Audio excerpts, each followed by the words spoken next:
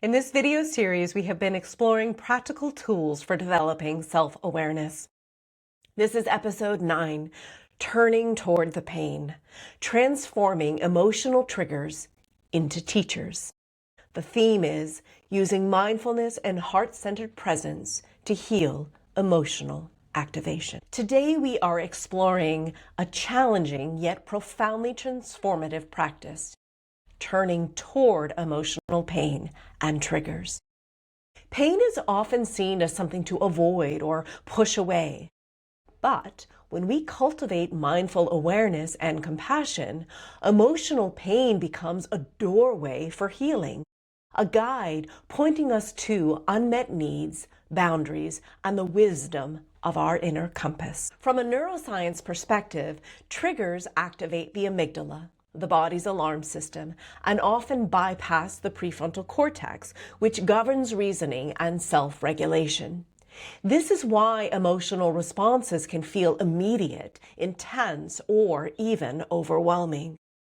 Trauma research shows that repeated avoidance can reinforce these patterns, making the nervous system more reactive over time.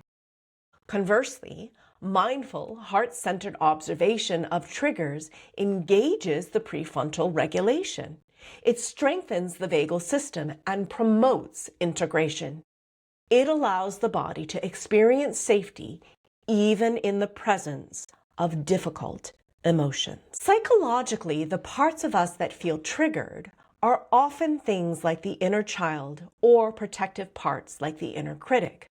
And they are actually trying to communicate something important through these behaviors, emotions, and thoughts.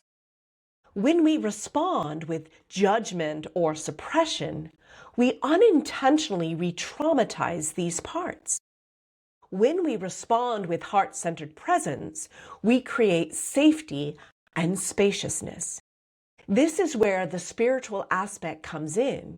You remember that beneath the pain, fear, or shame, your inner compass, which is your true essence, is steady, loving, and wise. Bridging psychology, neuroscience, and spirituality, we find that mindfulness is not just a cognitive exercise.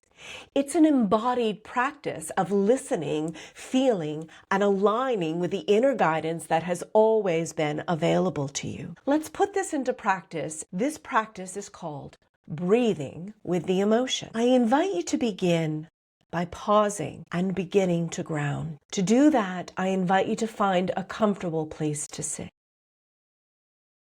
I invite you to begin to notice your breath as it is, without judgment, just accepting its presence.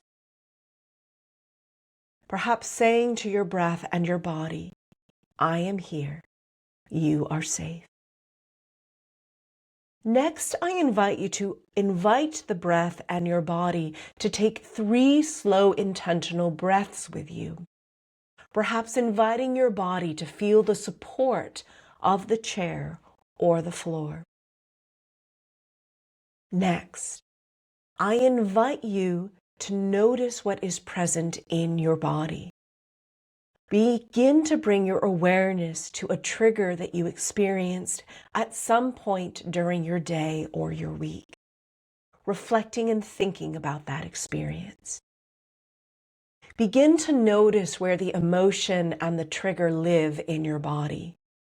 You'll begin to notice that by sensing a tension, a heaviness, heat, a tightness, or discomfort.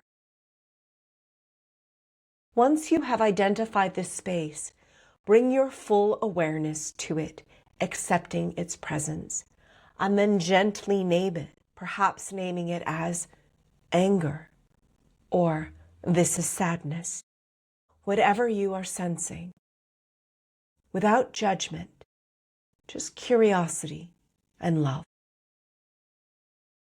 Next, I invite you to breathe into that area by placing a hand over the area that feels activated or over your heart.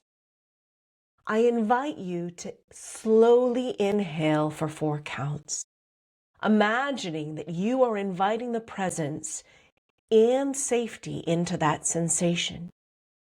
On the exhale, I invite you to visualize sending white light from your heart space into that area of tension, inviting the tension to release without trying to change the emotion. I invite you to listen from the heart, perhaps asking inwardly, what is this emotion asking me to know? Listen with curiosity from the heart rather than from the mind or with judgment. Perhaps it is signaling a boundary that needs protecting, or a need that wants attention, or a part of yourself longing for connection and compassion. Offer that part some gratitude. Thank the activation for showing up. Imagine the emotion as a teacher, not an enemy. Allow the nervous system to integrate the experience safely through the breath, and visualize yourself giving the emotion what it requested from you. You might want to pause the video here and sit with this until it feels complete. When it feels complete, press play again.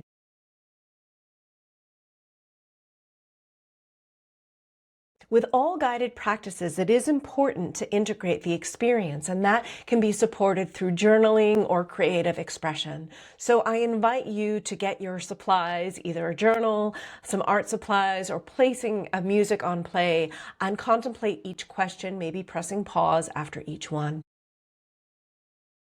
What did this emotion teach me about my needs or boundaries? How did my body respond when I breathed into the sensation? In what ways can I practice this presence with future triggers? Turning toward emotional pain is not easy, but it is transformative. Each time you meet a trigger with curiosity, breath, and heart-centered awareness, you strengthen the neural pathways of regulation, resilience, and insight. Your inner compass becomes clearer, guiding you toward peace and wholeness rather than avoidance or reactivity. Thank you for practicing this mindfulness presence with me. As always, it is a deep honor to be your mentor in helping you to remember how to do this on your own. If this resonates, I hope you'll subscribe to my YouTube channel for more guided practices. Or visit my website, blossomingheartwellness.com, to learn more about how to work with me.